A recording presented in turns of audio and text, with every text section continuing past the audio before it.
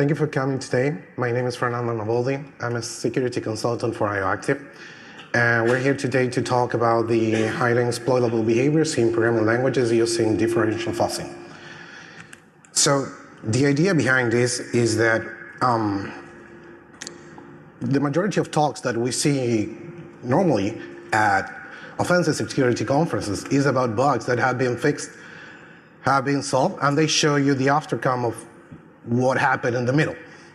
I will try to do something similar of how I found certain things, but I will show you things that work. So the thing about bugs is that normally they need to be fixed when you're releasing them, but the thing about features is that you don't need to fix them because they're features. So I did a number of tests in 5 programming languages: JavaScript, Perl, PHP, Python, and Ruby. And I came across a series of things that were not documented and they were unusual. And I will share with you what I saw. To be able to find them, I wrote a type of fuzzer that helps you expose these behaviors. There was nothing when I started doing this. I wanted to find, specifically, I wanted to find things in JavaScript. But then I realized if I can do this for JavaScript, then I can do it for other programming languages. And if I can do it for other programming languages, I can make it for everything. So I can make a framework out of this. So I made a Python project that works in multiple operating systems. It gathers all the information. Whenever you're running a fuzzing session, you're executing things, so you're getting output from the standard output, the standard error. You're getting crashes, you're getting hangs, you're getting time, the information about time when you're executing something. You're getting network connection, you're getting a lot of things that are going on whenever you're executing a piece of software with a certain input. And the idea behind this is that you can expose the unexpected behaviors of those executions. I'm going to show you how. The final goal of what I did was to try to get more vulnerabilities from fuzzing sessions. When you're fuzzing something, there are a lot of possibilities that can come out of there. So this is what I tested. 5 programming languages, a lot of interpreters from those programming languages. What I did, I manually checked which were the functions. I tried to do my best job out of this. It may not be complete, but it was as complete as possible. So I got a lot of functions, and then I put up certain values between 5 and 30 values.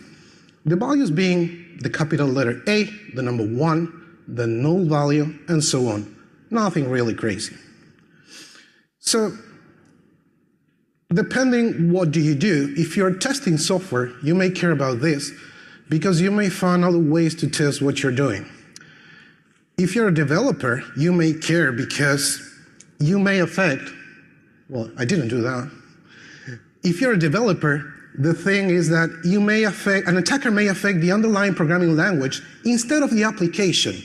So when someone writes a piece of code, the attacker normally tries to affect the application, but if you affect the underlying programming languages that is processing the application, is broken nevertheless. And if you're a security consultant, you may care because you may try to exploit this, or you may try to fuzz things to get more issues. So we'll briefly show you what came out from my fuzzing sessions, from the differential fuzzing analysis that I did on the software, and eventually the things related to the programming languages findings, the external differential fuzzing. So when it comes to fuzzing, who has fuzzed in the past in here with any type of fuzzer? Cool, cool. So who has developed in here applications as well?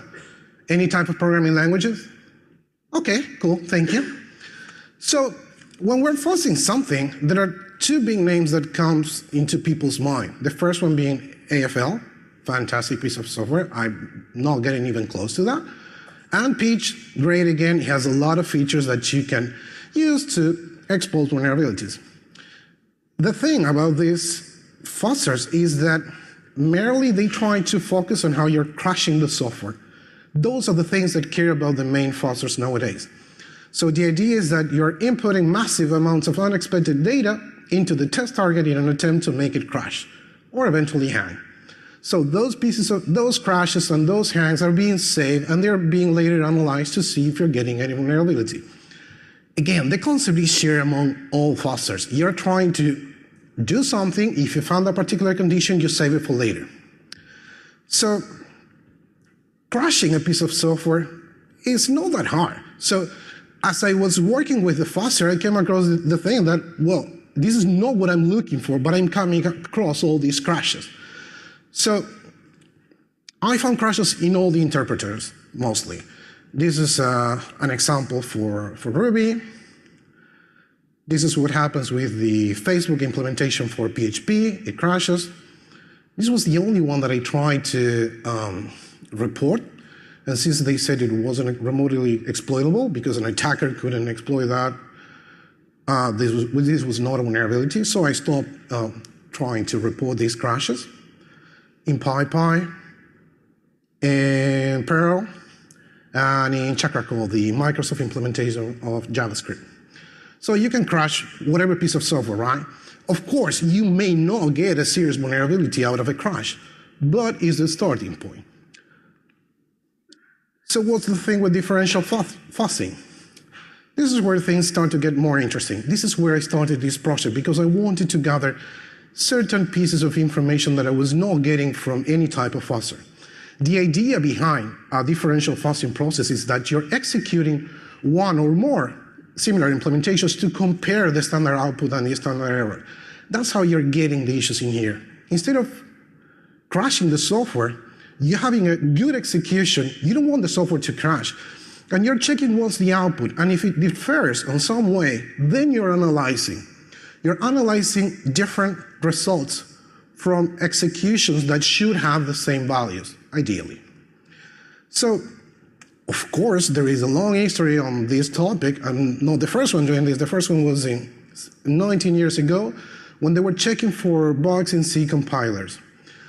Then, 9 years ago, they checked that certain pieces of software could leak stuff through network connections. And that was awesome because you want to know if a piece of software is leaking something. That was great. The next one was in 2014 when they were trying to find bugs in SSL and TLS implementations. This one was the most interesting. This was to find bugs in JavaScript made by the people at Mozilla. This is the differential fuzzer that has been most developed so far to try to find issues in Firefox, and it works really good. And the final was presented this year in Black Hat to try to find bugs in cryptographic APIs. So these implementations were focusing on a particular problem that they were trying to solve. They were trying to compare the results of the two C compilers that were made by different people, for example, and they were generating different things. So the idea is that you could do all these things, but with one piece of software. The bugs that you're going to get from here, this is where it becomes interesting. You may have different implementations. Think, for example, when you have Python and you have PyPy. The same thing, but it is trying to execute things with different implementations. You may have different inputs. This happens for any piece of software. So suppose that you're trying to execute a program and you're reading a file. You're executing a program and you're reading something from the command line. The same piece of software may have different inputs and it may behave differently, and it does. You may try to fuzz different versions of the same product. You may find things that have been fixed or things that have been broken in different versions when it should behave the same, perhaps, or not, depending on what was changed. And finally, when the behavior changes because of the operating system. So the idea is that you're checking values, you're running the same thing, and it should give you the same output in the end, right? If it doesn't, then something's weird and you should analyze what's going on. So instead of a crash in here, we're trying to see what happens when you have a different output. So the first three examples are going to be based in JavaScript, just because it is easier to follow a line. The last one will be related to Python. So for the first three examples, first we're going to talk about different implementations. Google does V8 to process JavaScript. SpiderMonkey was made by Mozilla. And finally, Node, which is running over there, if I'm not incorrect, the V8 parser. is trying to execute, all of them are trying to execute the same thing. They're trying to print on the console the value of the object this. So in here, we're getting that the value is the same for these two actors in here, but Node is behaving differently. Is it bad? I don't know. It is different. One of them is right. I don't know. We're talking here, same programming languages, different implementation. Now let's talk about one single implementation, Node, but using different inputs. So, one implementation, different inputs, different results. On the left, you're trying to print the object this, and you're processing that by trying to call Node and the name of the file that you just written. The output is that empty dictionary. On the other hand, if you execute it on the command line, you get another result. So which one is real? Not so sure. I don't care very much about this. But I do know that this is not what I would expected at a minimum. And finally, same software, different versions with the same input. We're trying to execute the same thing, the object this. In a really early version of Node, nothing was being printed. Somewhere along the process of the development of Node, that changed. And it exposes the path, the current path, the home, the process ID, and so on. So, same piece of software, different inputs, different implementations, different versions, things may change. And it gets a little more interesting when you're comparing different operating systems. I couldn't find this specifically with the JavaScript implementation, but I found it with Python. So I did fuzz all these software in all the programming languages, in all the operating systems, trying to find different things that were weird. And this is something that it is easier to see why it's different. So in Python, you have the CMP function that compares two objects. It is fairly straightforward. You put two things and it tells you if they're different or not. So the following one-liner tries to compare two floating point not a number values. Now, if you compare 1 and 1, the result of that should be 0 because it is a reflexive value. However, floating points have a non-reflexive particularity that they should not be 0. So probably the value should be 1 or minus 1.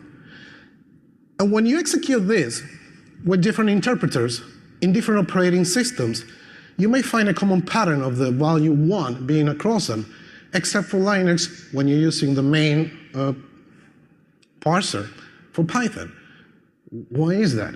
It's odd, it's unusual. I don't know why it's happening, and I don't know how it may affect other pieces of software, but it's there. PyPy just doesn't care about this rule, so it does 0 for all of them. It shouldn't be. So, we talk about fuzzing. We talk about differential fuzzing. Now, what's the thing with the extended differential fuzzing? What else can we get out of this? So, since I was trying to fuzz programming languages, the thing about programming languages that is really, really, really, really interesting is that there are a lot of things that may happen on a programming languages. You can read a file, write it, open a network connection. All the things that an application does are embedded on a programming language. So if you're able to truly fuse a programming language, you should be able to get all the things from an application when you're trying to do that. So you want to detect more things, not just the different things with the standard output, not just crashes.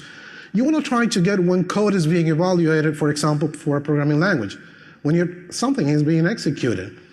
Moreover, you want to know when something from the operating system gets executed. How do you know when you're executing a piece of software if something else is not being executed on the operating system level? You want to know when the network connections are being opened. You want to try to trap that and take a look to see if was it expected. We want to know when files are being read. Can an attacker trying to read a file that was not supposed to? Can the attacker do that? And eventually you can try to get some meta information, for example, the time required for the execution, and analyze if perhaps there was not a hang, but there was something unusual about that one. And on this area, you can find other things that you may care about. So traditional fuzzing only checks, as I said before, the crashes and the hangs. Differential fuzzing will focus on the difference between the standard output, the standard error, or eventually if something is being leaked. The fuzzer that I made tries to find all the areas that were available for applications. I'm trying to execute it one time, get as much information as possible, and then analyze the information.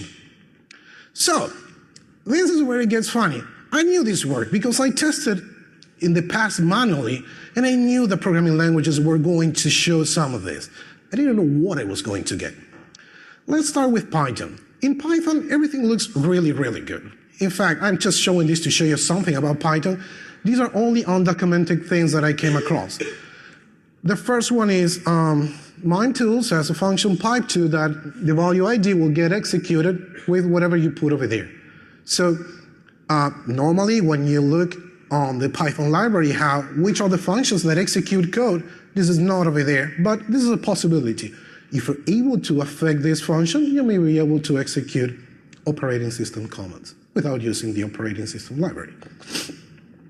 The same thing goes with pipe picture, where you put, for example, an ID over there and will get executed. You will see it over here, not a big deal. What I found it to be interesting and funny, I think this is what it gets a little bit more weird. If you're talking about the same library, I don't know if it was the same library. When executing the pager function from PyDoc, if you set the environment variable pager, it will try to execute whatever it contains over here and will write it on the standard output. I would like to know that if this is going to happen on an application, if you have it over there, you can take a look and see if something is vulnerable. So let's move to Perl now. This was really funny. Perl had the only programming language that was able to parse a piece of code where it was not expecting to be executed. You can see it in the middle of the stack trace of the embeddable time map that I had no idea why they decided to execute code, but it did, and that's bad. At least you want to know it doesn't say anything on the documentation about this. So again, these are all features that are over there. You can execute this right away. Let's talk about JavaScript. Again, in here, you're trying to use the function require when what it does it tries to read a JavaScript file. On the left, you have checker code that says, the first thing that I came across is an invalid character. I cannot read this. This is not a JavaScript file, which makes a lot of sense. On the right, I'll show you the first line and say, hey, this is not JavaScript. If it is not, don't show me this. So, JRuby, funny. So, what I did was compare Ruby to JRuby. And again, I put all the functions, I put all the values. I recently learned that there are two JRuby different versions, forks. One is the version 1, the other one is the version 9. They differ in how they do things. Both are the latest versions. The line of V1 behaves in one way, and the other one behaves in another way. So in here, break files are something related to Ruby that execute Ruby code, which is cool. It's okay. You have a load break file method that it reads Ruby code locally and execute things. So when you're trying to do something on the left with Ruby, it says, well, that file, the remote file that you're trying to load doesn't exist. It's not local. However, JRuby doesn't care, opens a network connection, retrieves the Ruby code, and gets executed. Magic. Now, PHP. This is something, I'll save it for the end because it's a little bit more complex and it's a little bit more funny because look what happens in here. On the left, you have a string getting executed by shell exec. PHP has like 4 different ways of execute operating system. This is one of them, shell exec. This thing that I'm going to talk about works for, I think, at least for all the functions that execute operating system commands from PHP. On the left, everything is clear. This is not a bug. This is cool. This is expected. You're executing things. Things work as expected. On the right, however, you're trying to execute a constant, the constant ID. And PHP, when it tries to execute this one-liner, it only has this. It only has this information. I'm telling, try to execute the constant ID. PHP says, ID is not here. So what I'm going to do, I'm going to assume that ID is a string, and I'm going to execute it. Well, I would prefer if you didn't do that, because something like this may happen. Let's suppose that you have an application that has two files. The first one defines the bash constant. This is going to execute the command man, okay? The second file is going to execute the constant bash, is going to put as a parameter what we send it on the page parameter, and it's going to show it. Let's see if a live demo works.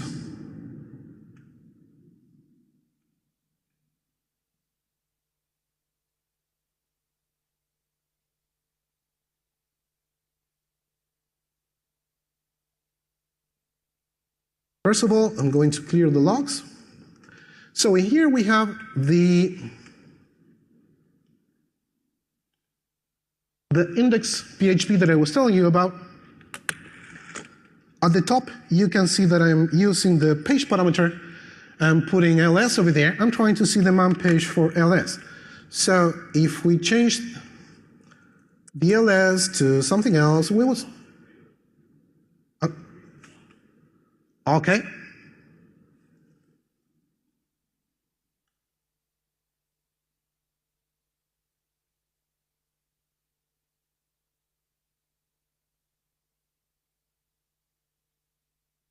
Better? No? Okay. You can see it over there. I increased the font, I'm sorry.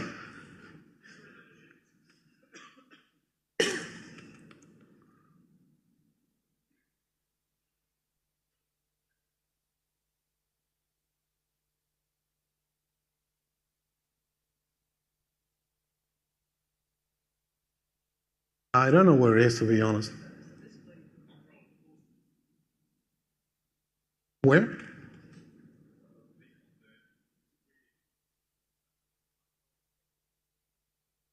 No, the control plus, or perhaps. Oh, there, with shift. Better?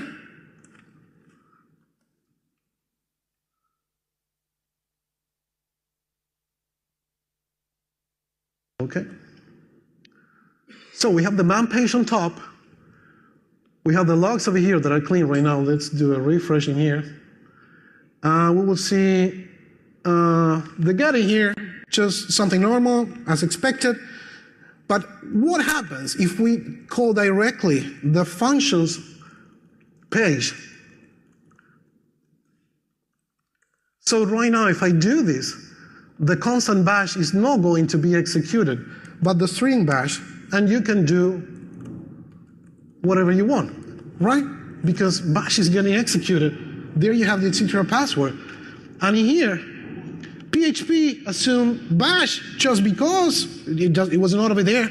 So it decides that it's going to execute the string instead of the constant. So if there is any application with PHP defined in this way right now, you may get code execution depending on the name of the content. Depending how the constant has been named, you may get something like this. So this is where this was kind of safe.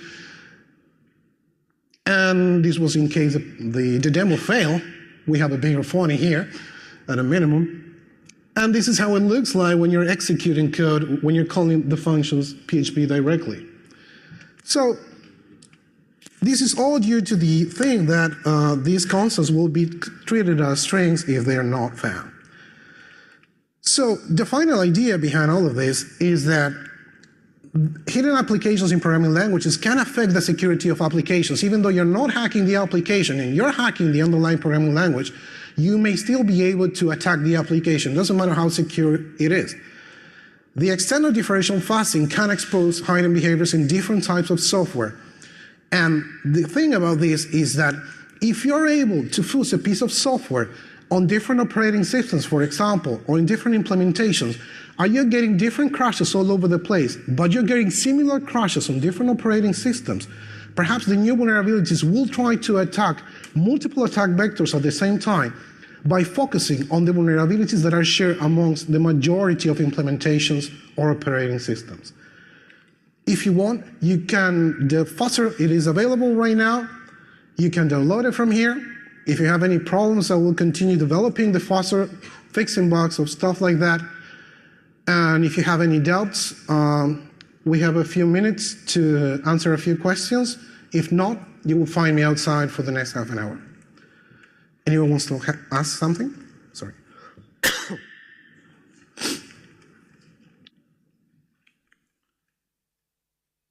Thank you. Great presentation, by the way.